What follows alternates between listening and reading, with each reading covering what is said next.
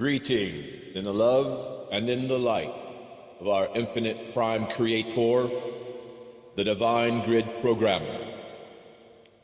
I now offer to you, my dear and most esteemed viewer, a further reading from We Are Not Alone, a complete guide to interdimensional cooperation.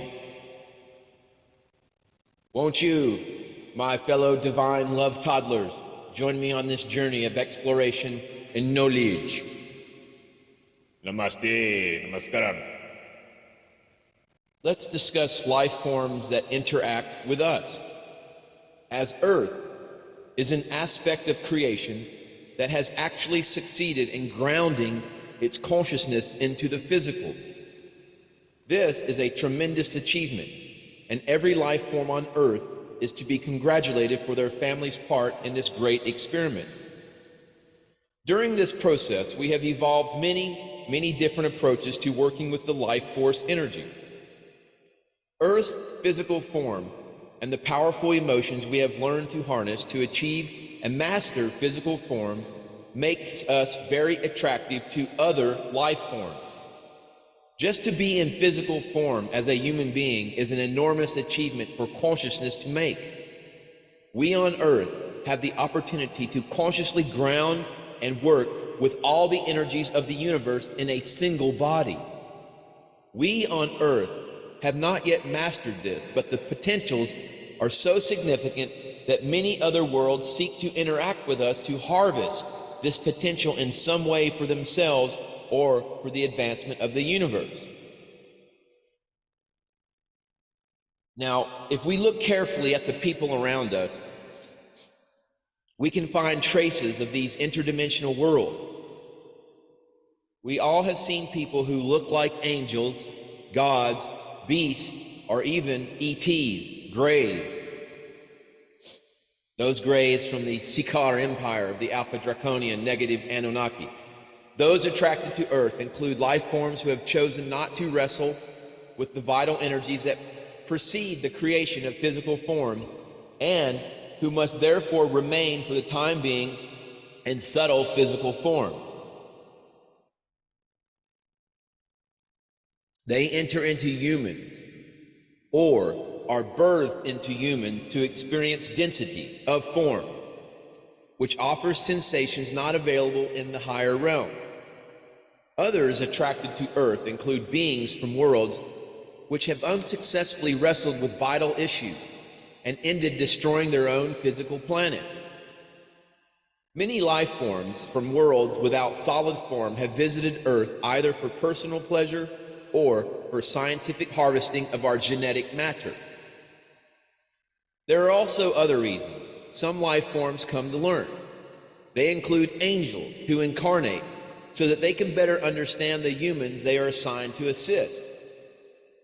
Some worlds may send a member to Earth as a gift for good behavior.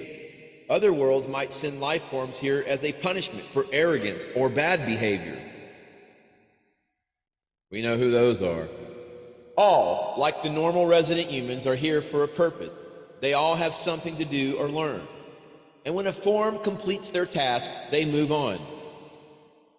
Let's discuss some of the visitors to Earth. Visitors to Earth include the servers.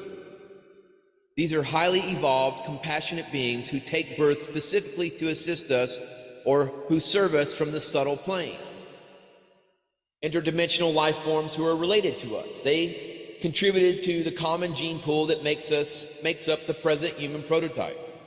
These include the original races who formed the Council of 12, as well as the renegade worlds who rebelled or adventurously sought to interact with and affect us.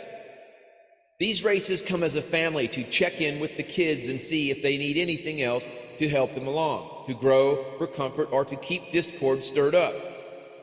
Just like various members of a family, some believe in tough love. Some want to do it all for us. Some want to teach us to stand on our own 2 feet, and some are abusive. But they all are facing the fact that the child is growing up and must be taught how to survive in an adult realm of consciousness with its many options. These groups include the Sirians, the Pleiadians, and the Arcturians. There are also advanced beings from other worlds who have been sent or have chosen to come to assist Earth in comprehending consciousness as it evolves to the next higher level. To do so, they have either incarnated via birth or directly into a physical body. But the human body is enormously complex, and the process of shifting from one embodied form to another is often not successful. Many healers have had as client extraterrestrials whose human bodies do not quite fit them. Some specialists help these individuals realign their bodies to more appropriately adapt to the Earth's atmosphere. Other life forms such as and planes of consciousness coexisting with us. Here on Earth, there are many other life forms and planes of consciousness that coexist with us. Should we humans succeed in destroying our world, they and their worlds would suffer as well. Many of these other worlds once coexisted with us, and we could communicate with them. During the Kali Yuga, humans lost the capacity to communicate with other life forms. The animals, rocks, plants, nature divas, etc. As we are all only now beginning the new cycle, the Satya Yuga, its pattern cannot yet be discerned. However, we are already seeing that our capacity to communicate with other life forms is reappearing. In other categories of interdimensional beings, some interdimensional beings serve as guides, mentors, and inner colleagues.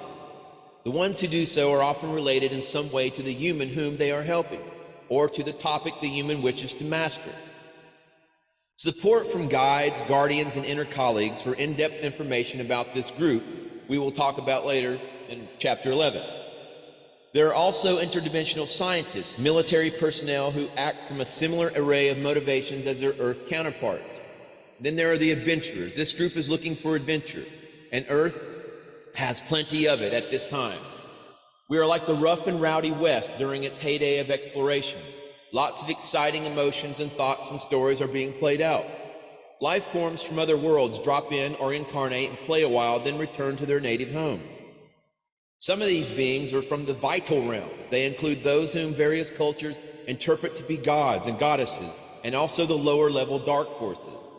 This group often enjoys the vital pleasures that they are able to experience here in the third dimension of solid form. Once satiated, they bore easily, fortunately, and they disappear, leaving turmoil of some sort in their wake, including the devastation of wars, as well as progeny who bear their genetic marks of each parent. Then there are the multi-dimensional predators. They are just as real and prevalent as the third dimensional variety. Just like Country Hicks going to New York City, we don't want to buy the Brooklyn Bridge on the interdimensional level, or get caught up in a shill game, or become a pawn for someone's ego-oriented power trip. Many UFO specialists consider the reptilian and Draco civilizations to be working in this manner and contesting the rights of the Galactic Federation to supervise Earth's development.